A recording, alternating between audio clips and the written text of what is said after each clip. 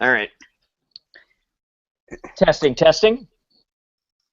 Today on Quality Time with Family Ties, we learn Jennifers should be seen and not heard, and even seen is debatable.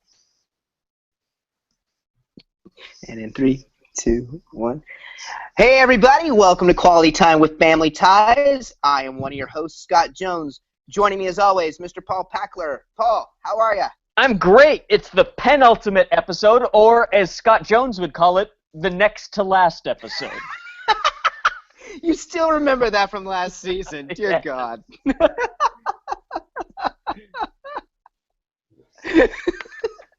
Still getting shit about that. Mm-hmm. You got like 4 more seasons, Scott. God damn it. Corey, how are you? I'm fine. I just refer to this as the 21st episode. That's what I should have done. You're That's very what literal. I should have done. Very literal, Corey. 21st episode of the season. And in my humble opinion, Ming was last season, wasn't he? Mm-hmm. Ming was last season. Then this, I know, and there was another episode this season that we said. Oh, I know. I know it. Which episode was it that we said was the I think the two we're comparing right now is this episode and the Lorraine episode. Lorraine. In which Paul threatened to punch me in the face. Yes. I think this episode is the worst, and I'll tell you why. Because I think we mentioned last week that we thought the writers had a case of senioritis, and this episode is the laziest written episode. The concept is lazy, the execution is lazy, letting Jennifer do all the heavy lifting is lazy. Everything about it was just lazy and awful. There's a lot of things going against this episode. One, Jennifer is the lead of it. That tells you a lot right there, okay? 2, it's flashing back, which is never a good story device. It's always a bad sign. Always a bad idea when you're flashing back. As we saw with this season's Christmas episode, a case in point. Yeah, great case in point. And 3, you're relying on teen others also to narrate all these feelings and emotions too. Yeah. She's not the best at line delivery others, but I don't put this squarely on her shoulders. That's why I got to go to the producers. Yeah. I don't either. She did the best job possible, and I'm sure her momager was very happy that they wrote her as the star of some episode. But it's ill-advised. It's placement in the season. They should have buried it somewhere in the middle of the season, not at the end. There's nothing. We just went the week before Alex graduated, and now we went to the most mundane thing. Although the only thing that makes sense is that Mom and Dad would wait until for non-emergency surgery for this type of elective surgery, you'd wait until the end of the school year. That's the only thing that makes sense about this. Except nowadays, tonsillectomies are outpatient. They're never inpatient. And even if we're back in 1983 and it's inpatient, why are they bringing her the night before to the hospital? Yeah. Bring her first thing in the morning to the hospital and then let her stay overnight the night of the surgery, not the night before the surgery, unless the surgery is first thing in the morning. But we don't know about that. Yeah, that could be that, Yeah, I think I had my tonsils taken out in 87, I think. And, I was there the morning, and then I actually went home that evening. That day, right, exactly. You even spend the night. It's outpatient. Yeah. Yeah. Right.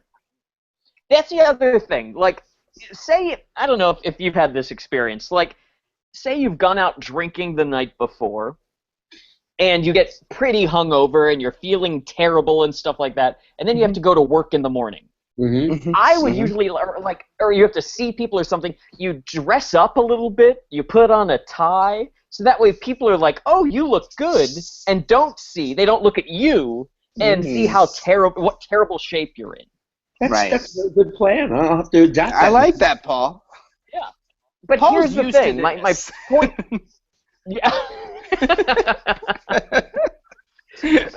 This is why you see Paul Packer dressed up all the time. Sorry, Paul. All the time. No, when you are having you're burned out and stuff like that, why do you then put all of your chips in with Tina Yothers? Like, this could have been an episode earlier. Like, you would have been like, all right, we need to do a shitty episode because we just don't care anymore. Make it about the parents. Make it about Alex. You know, where the star can carry your laziness. Like, go with your best foot forward instead of your least foot forward. Right. Well, my theory behind that is, and Corey, you have channeled Mrs. Yothers in past episodes. Mrs. Yothers talking to the producers, because lately, for most of the season, the writers have done a pretty good job of keeping Jennifer the way she should be. Just a couple quick lines here and there. Yeah. I think Mrs. Yothers had a talk with the writers and Jennifer needed a scene. Yeah. Gary, I have to have a few words with you. What is it, yes, Mrs. Yothers, what is it? Gary, I counted her lines last week. She had 6 lines. 4 of them were quips. No more quips for Tina. I want her to have a story. Okay, Mrs. Yothers, we'll see what we can do about that. You know, Gary, don't just blow smoke up my ass. I wasn't bored yesterday. Turn-up truck. I'm a momager. That's what happened. It was a great reenactment of probably what happened. It choked Corey up, and he committed so much to that part. Now let's do Mrs. Yothers' voice.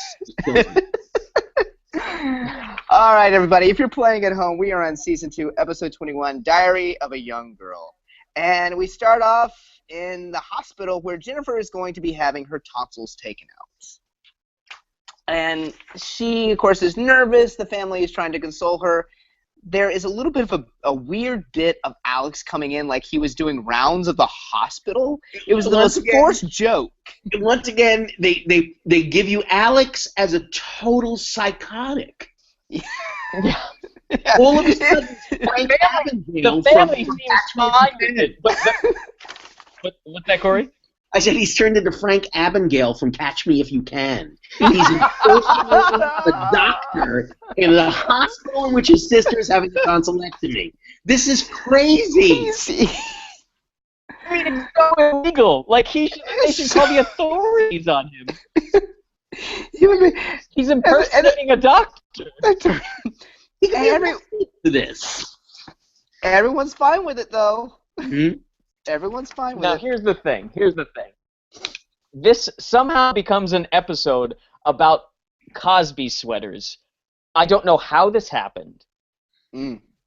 But first we see Steven's sweater, and I'm like, oh, that's such a nice sweater that he's wearing. It's very Cosby-esque, and it made me think of the old Cosby routine about his getting his tonsils out.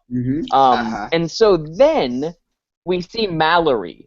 Mallory looks like you threw up and then knitted the throw up together and made her wear it. It's repulsive. It's pretty bad. And then Alex comes in, even though he's wearing a doctor's getup, he's also wearing like an Argyle sweater. All very Cosby sweaters. And the episode continues where there are so many costume changes in this episode, it's insane. Well, because all 4 of the vignettes take place at different times. So they have to totally recostume everybody, else it's not realistic. Yeah, that's what this episode needed. Verisimilitude with the costume design. Right. No one's going to buy it if they're wearing the same thing twice. Yeah. Right. It's by the way, and since we've established that graduation was last week and prom a few weeks before that, we know it's the end of June. A chilly June in Ohio? Yeah. Let's bring out the winter sweaters, dear. Yeah. Yeah. So, there's this horrible nurse too.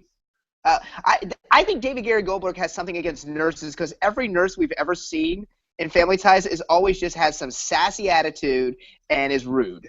I wrote down 3 times. Wow, that nurse is a bitch. That's all I can write down. Bitch. She was so nasty, had such an attitude, and had such a puss on her. What a puss. And then I looked her up, and she was like this lady from the movie Porky's. Oh, wow. Yeah, she was important. Wait, was she the one who pulled the guy's dick through the wall? I believe so. Oh, okay. There you go. They were their daughter, I think. Okay. What do I know? But here we get to what this whole episode is going to be about, is the family leaves. Jennifer is a little bit scared, so she pulls out her diary to write about her feelings and how shitty she has treated each member of her family. And we're going to do a vignette on each one to show a time that she regretted how she treated each member, which is a horrible idea for an episode. I just wrote down right there, this Jennifer voiceover vignette idea is the worst idea they've had yet. This is just a terribly ill-advised idea, and somebody should have stood up and said, "No, I won't let you do this."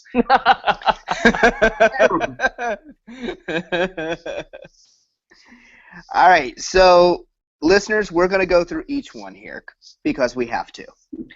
The first one that we're going to talk about is Mallory. So we flash back to Jennifer setting up a game of checkers in the living room and Mallory getting ready for a date. For some reason, Jennifer expects Mallory to play checkers with her when it's very clearly she has made plans for tonight. And Jennifer is obviously upset about this. I can't even talk about this. All I want to say, I just want to get to the thing that I like. In this whole episode, the only thing that I like is Kevin Jenkins, who Mallory is going out on the date with. Now, this needs to be like amended with other stuff, because other parts of Kevin Jenkins are shitty as hell. Right. But Kevin Jenkins, the guy who plays him, first of all, very charming. Second of all, good looking. Yeah. Why couldn't this guy have played Jeff? Don't know. And he's the same type. Oh, we lost Scott. Yeah. Yeah. I'm back. Did we lose? I'm back. Oh, there he's back. So we're just saying, Scott, that you should have type as Jeff, and even the same type as the other dude she dated. When we commented that time that he was the same type. They have this idea of who Mallory likes.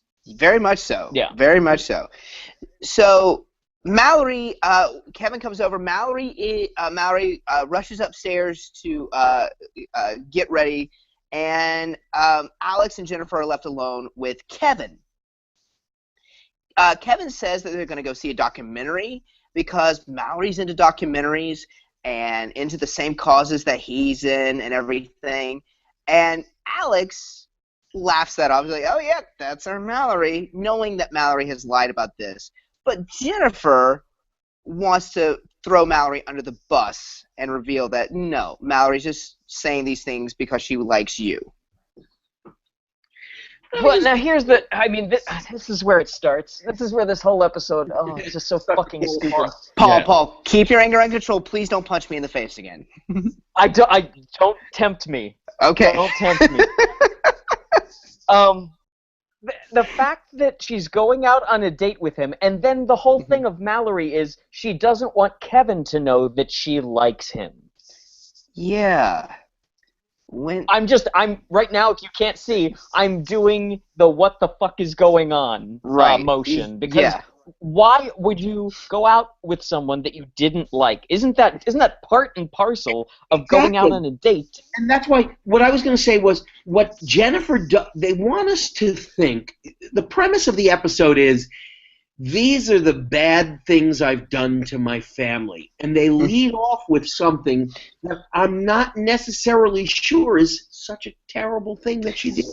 Right. Yeah. It's like, well, come on, it's sort of cute that she thinks telling a guy who Mallory is about to go out with for the first time that Mallory has a crush on that guy when what Paul said makes perfect sense. Isn't that part of going out for the first time? Don't you usually have somewhat of a crush on that person? Right. Yeah. That's why you go out with them? Because I have a crush on them. What's the next thing I'm going to do is, for me, it's stalk them. But for most normal guys, ask them out on a date. Right. Right.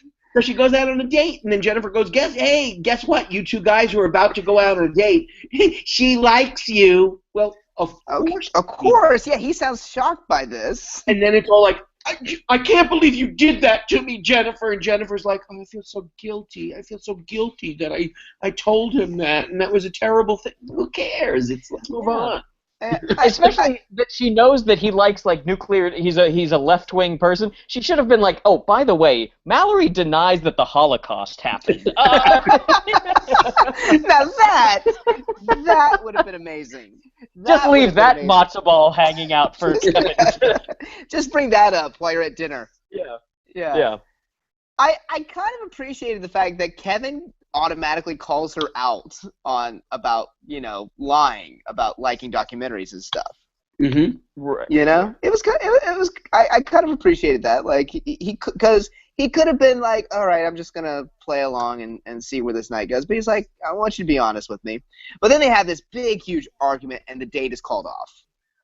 Right. Because I've gotten into arguments with girls where I've tried to get them to go to a documentary on a date, and I got upset that they didn't like it. Like, I didn't just let that water go under the bridge. Right. I didn't blink an eyelash when you said you've had dates where you asked girls to go to a documentary with you. No, we didn't see eyelash. Scott and I both sat there and went, yeah, he's done, yeah. I have. He's done that. Yes, I know you have. Yeah. Maybe my only date to a documentary may have been Bowling for Columbine.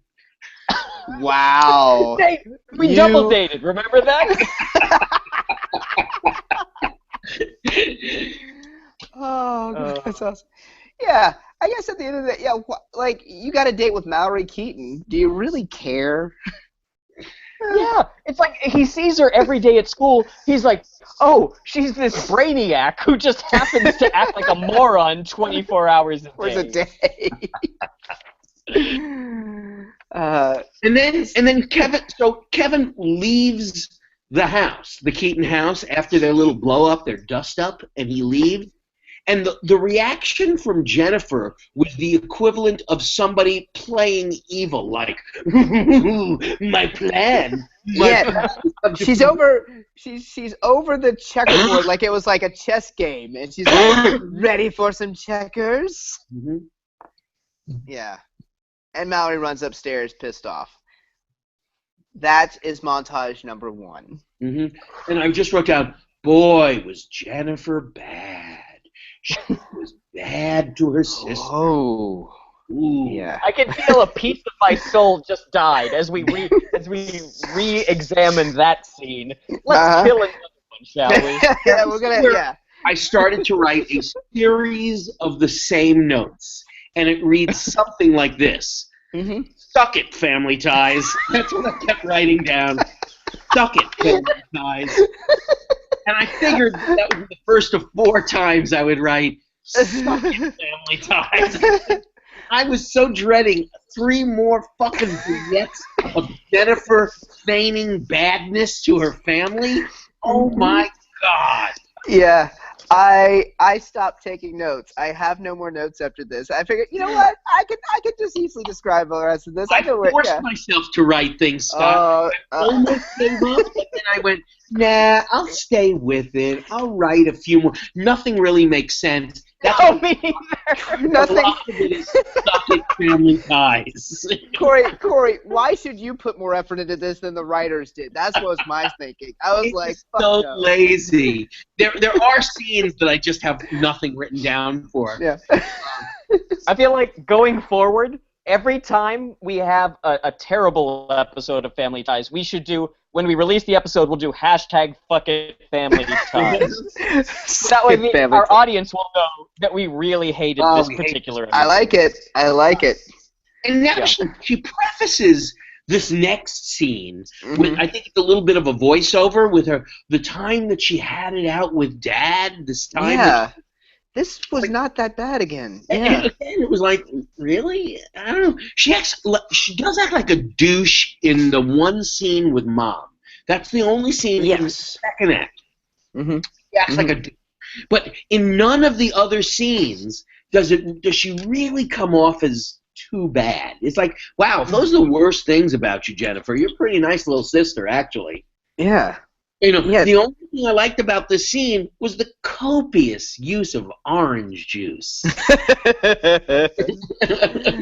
Yep. So it makes me happy. It puts a smile on my face, and I ignore so many other stupid things that they do when they're sipping some OJ. It's true.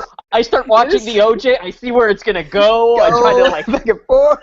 I'm a fool. I'm distracted by orange juice when I watch Family Ties. I wonder how the writers I start to would feel figure out hearing you what say the symbology of the family of the orange juice is for the episode. Yeah.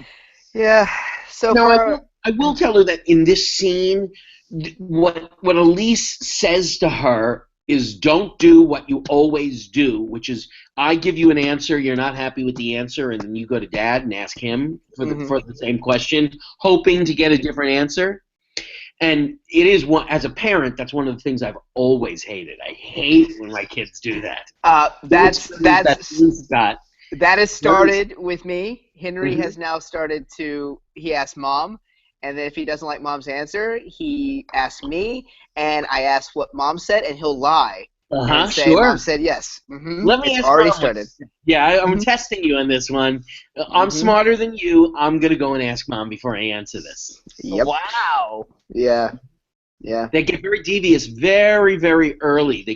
They realize, wait a minute, there's two of you making decisions here.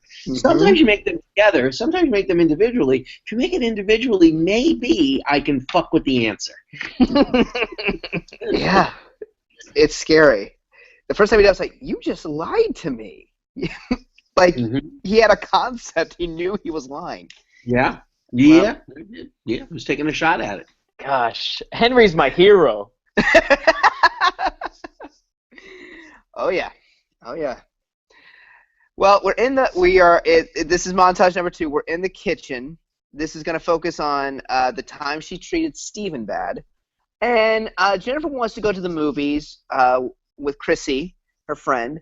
But Elise says no because she was out late the night before, and she doesn't want her to stay out late 2 school nights in a row.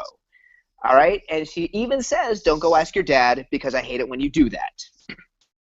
So, of course, that is exactly what Jennifer does. When Steven comes into the room, she butters him up. She compliments his tie, says what a great father he is, and how Chrissy, she wants to go to movies with Chrissy, and Chrissy's always said what an outstanding man he is. Yeah. Just a couple seconds before that, one of the only things in the episode also that's good is... First of all, a bad thing. Elise's jacket that she's wearing is as ugly as Mallory's sweater in the hospital.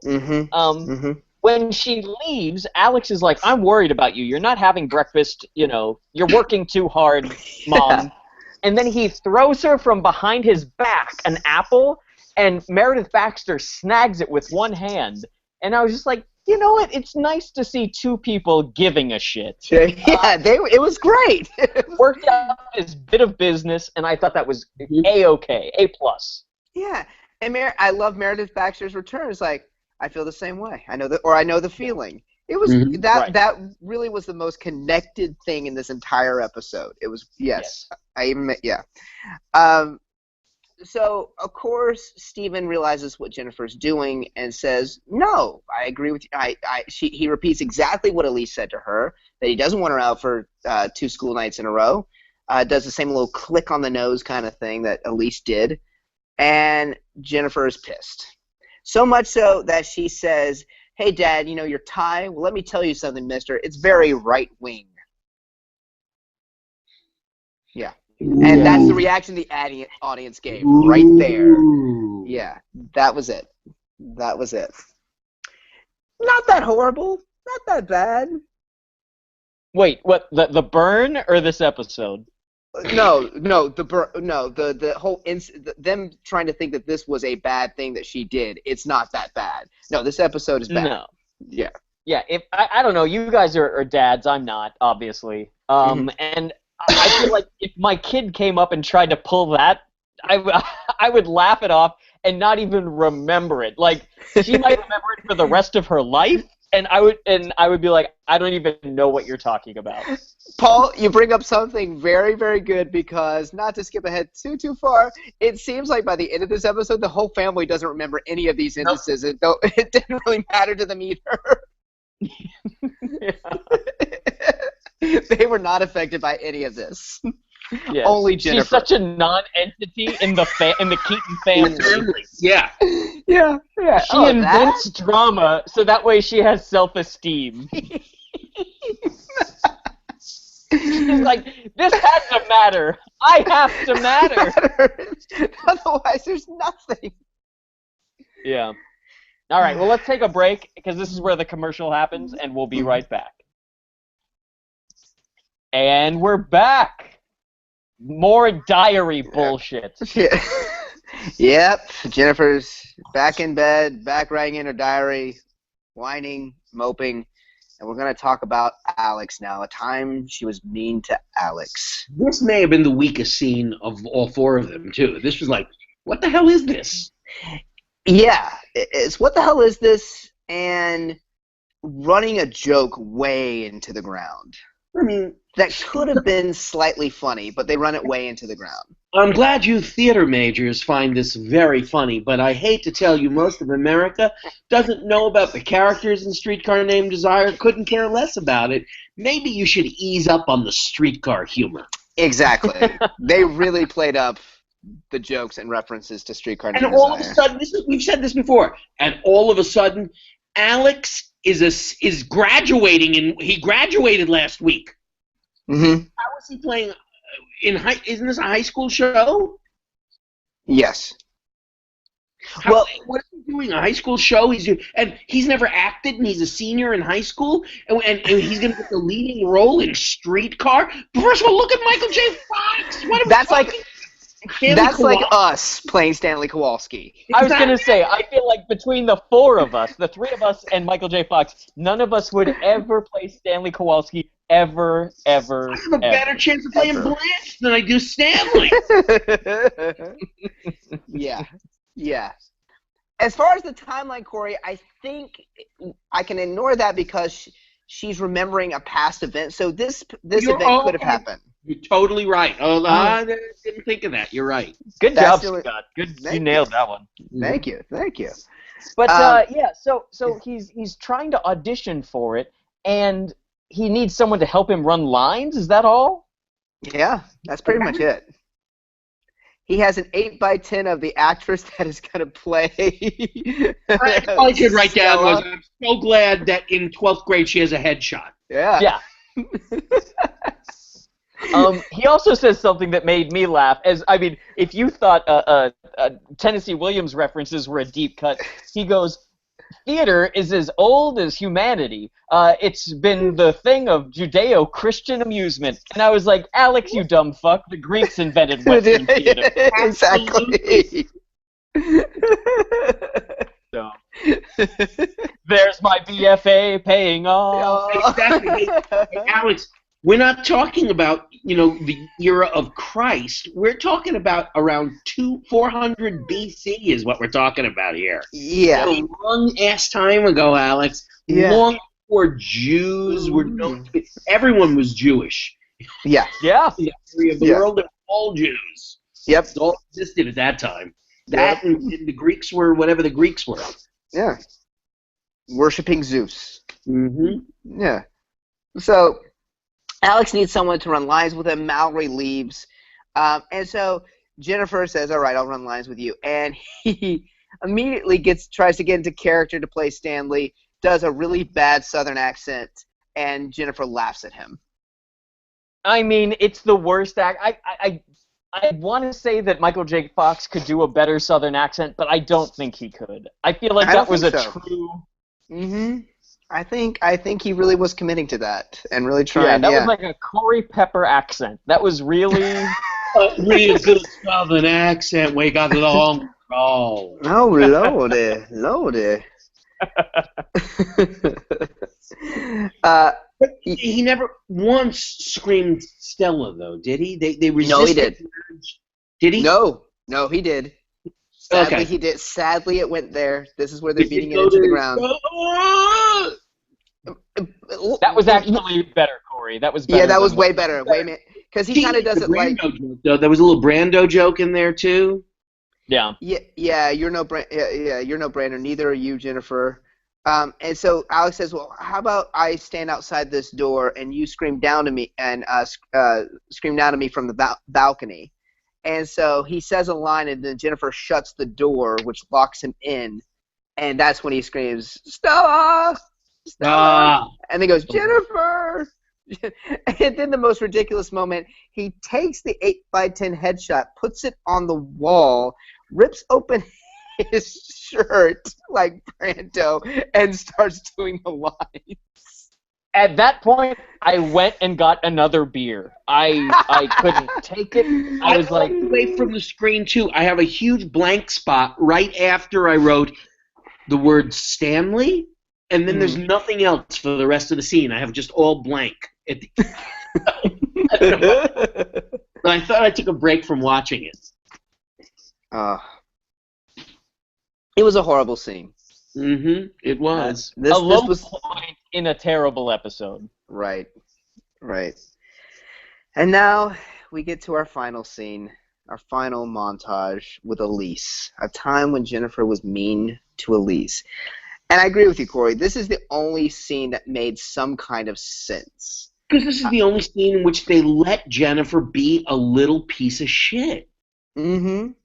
Yeah. You know what? It reminded me, in a good way, of the third episode where it's her birthday and she and Elise get into an argument about who she should invite to the party or whatever, and it's like, Jennifer's being an asshole, and the argument that they're having, it was like the best stuff that we've seen from Teeny Others. Mm-hmm.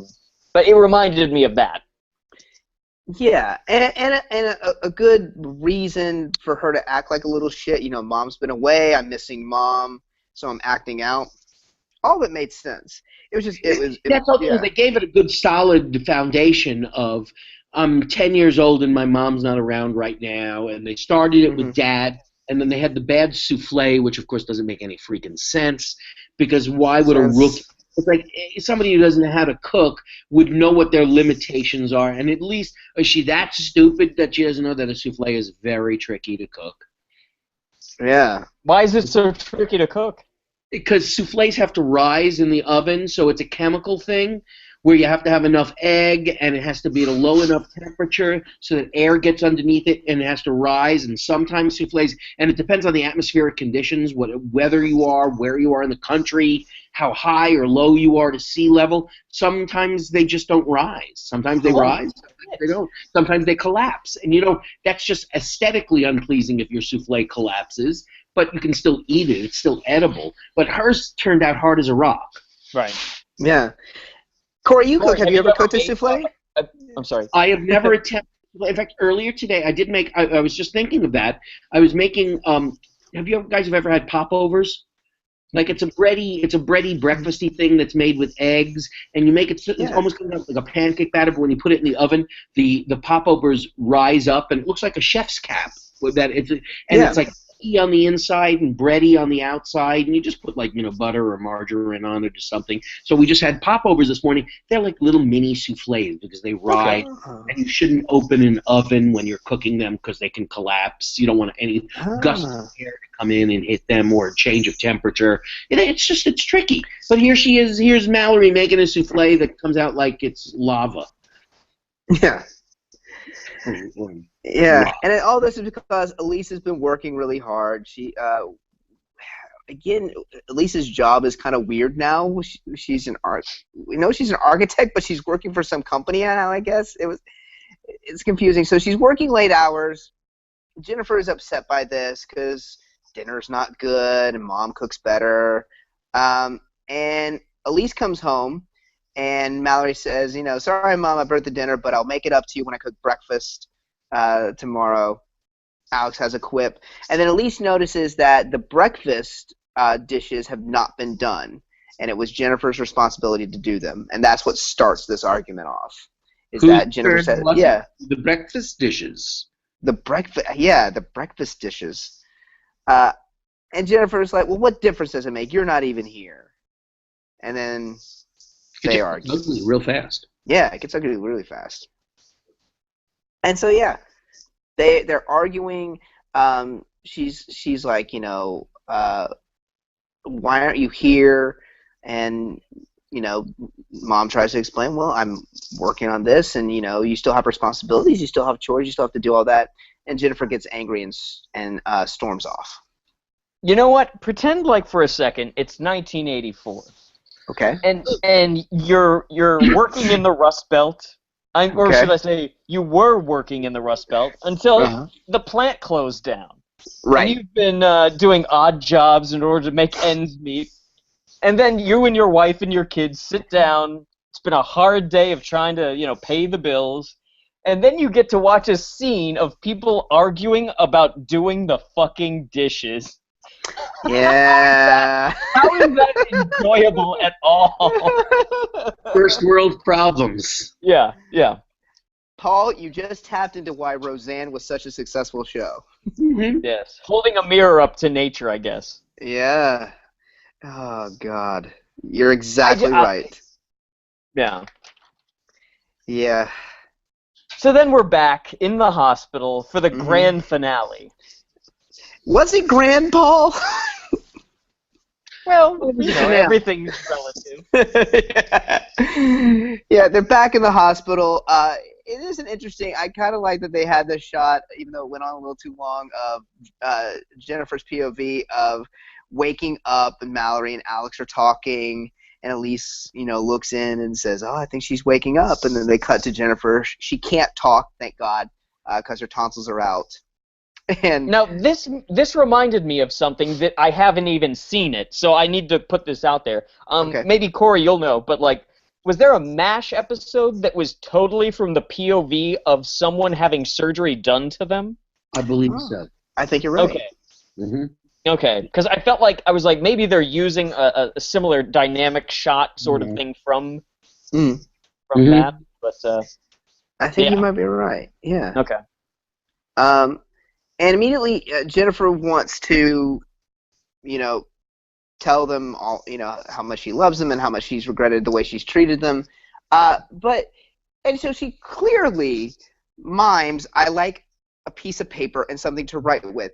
Any idiot could see this, but no one in the family gets it and thinks she wants to play charades. This was handled so poorly both the first and the second time it happened. Yeah, they do it twice. They do it twice. You clearly mouth the word no, but she can't clearly mouth the words, "Get me my diary," which is right next to her bed. So instead we look at this bad charades joke twice. Yeah.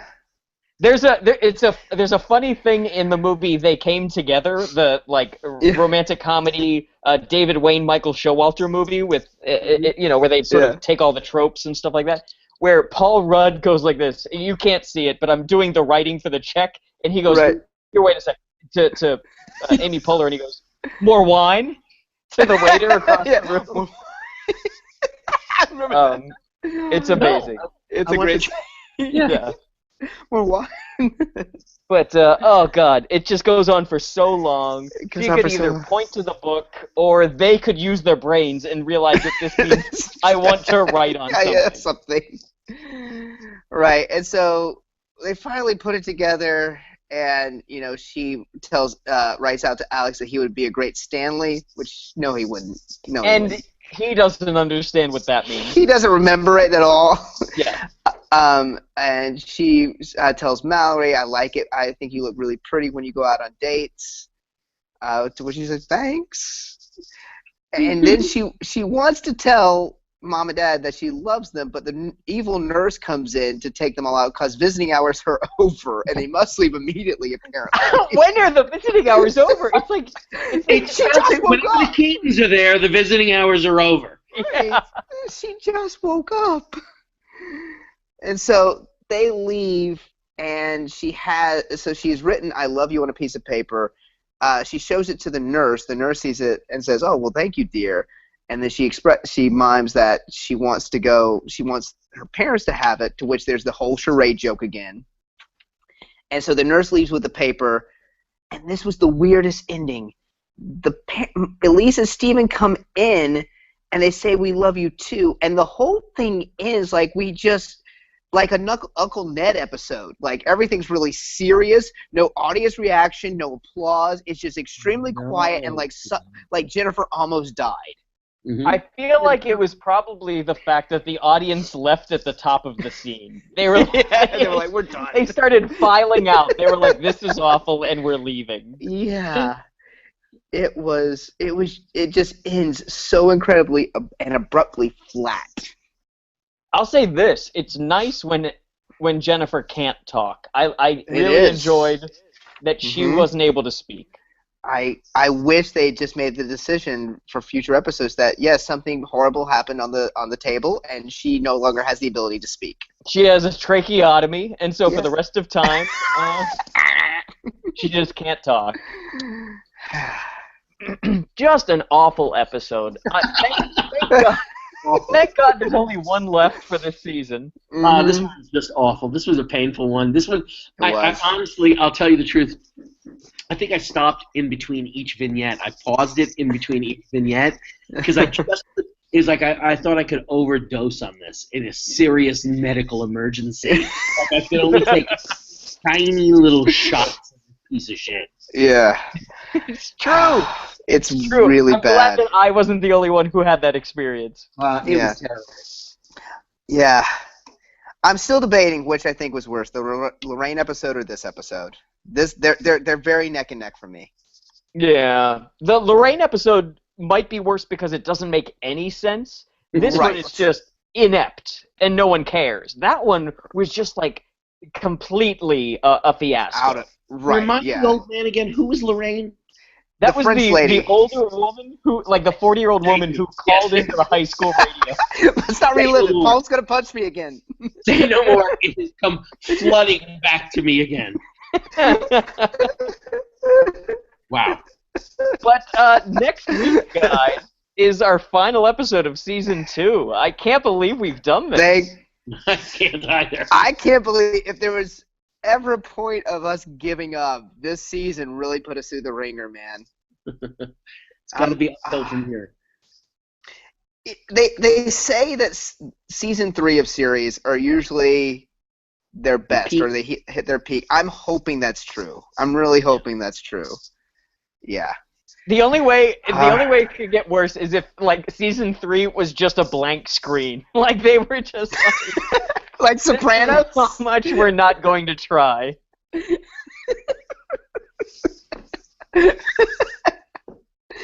We just don't care. Yeah.